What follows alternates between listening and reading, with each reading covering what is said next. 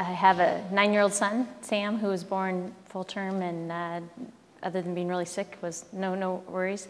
I then had 3 miscarriages, all at different stages. I then got pregnant with my daughter, Kate, who we thought we were in the free and clear after watching her suck her thumb at 20 weeks on the ultrasound. Within 3 weeks later, though, I was in preterm labor. I was admitted to the hospital. They tried to buy me a few more weeks, and unfortunately, she came 6 hours later. She was 1 pound, 1 ounce. She lived in the hospital. This is her home, and died 3 days later in our arms. About 4 months after Sue actually lost Kate, I was about 21 weeks pregnant, and we had some disturbing results on some normal ultrasound.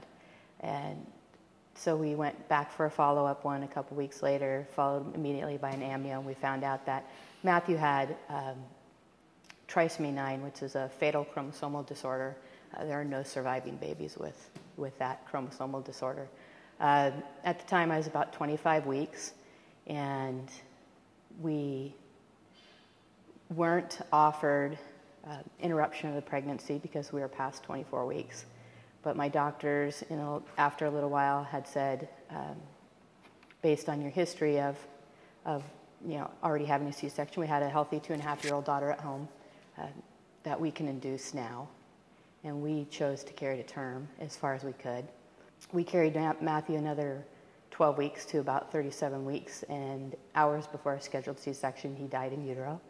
So we delivered him. Kate had been gone for about 4 months, so our stories, Sue's and my experiences are very different, but have a lot of similarities, and I was unfortunately blessed, I guess, to have someone so close to me who had so recently walked this terrible walk and knew. I mean, one of the first things she said to me after we found out his diagnosis was, "I just don't want you to feel the way I've had to feel, how bad it is." So that was her overriding thing. We lost Matthew. He could have died at any time. We weren't sure. For many people, it's an impossible choice to make, to have to either choose to interrupt the pregnancy at that period in time or continue on even though you know your baby will not survive. So it's not easy for anybody. For us, it was the best decision, and I spent that time enjoying my pregnancy as much as I could, considering I don't necessarily enjoy pregnancy to begin with, and planning for his funeral and planning and making what I could of his life. So since that time, we've had 2 other miscarriages, and we have a 3-year-old daughter at home and another son on the way in about 3 or 4 weeks.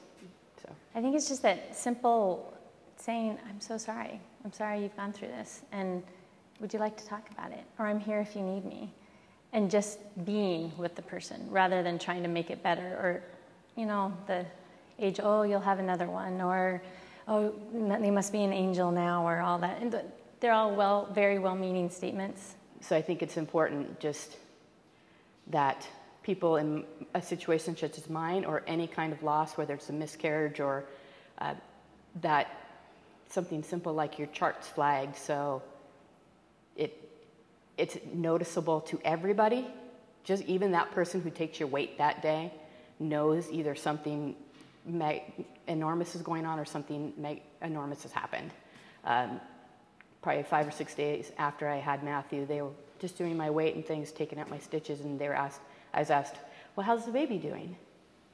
And this is a week after delivering a stillborn, after carrying him, for 3 months on top of that. So that was something that was just stuck in my mind. It wasn't meant in any ill will, but boy, did the nurse who knew me come running down the hall fast after she heard that.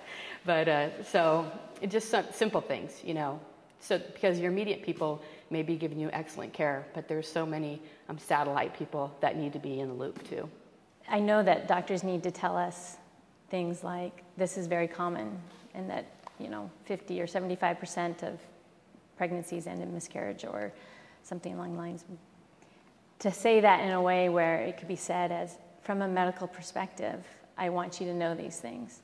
But from a personal perspective, I'm sorry for you. Because when you say it as, oh, these things happen, or it's meant to be, or there was something wrong with the baby, I know that as an intelligent person, but at the time I am grieving that loss, and even if it was only a few weeks along, I had plans, I had dreams for that baby, how it was going to change my family and make it better.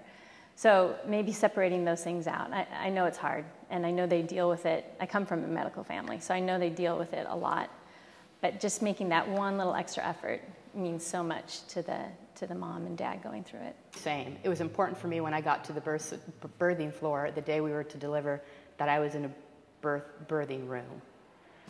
I didn't want to be in one of the corner rooms away from everything, even though I knew I had a C-section and I didn't need the birthing suite. I just needed that normalcy to normalize his life and make it the reality of it. I guess it would be just to acknowledge that it happened and that it's important to me at the moment, and let me be sad and just be there with me, but don't feel like you have to fix it, and don't feel like you have to have the right saying, telling me I'm sorry, and just being there, I think is the biggest thing.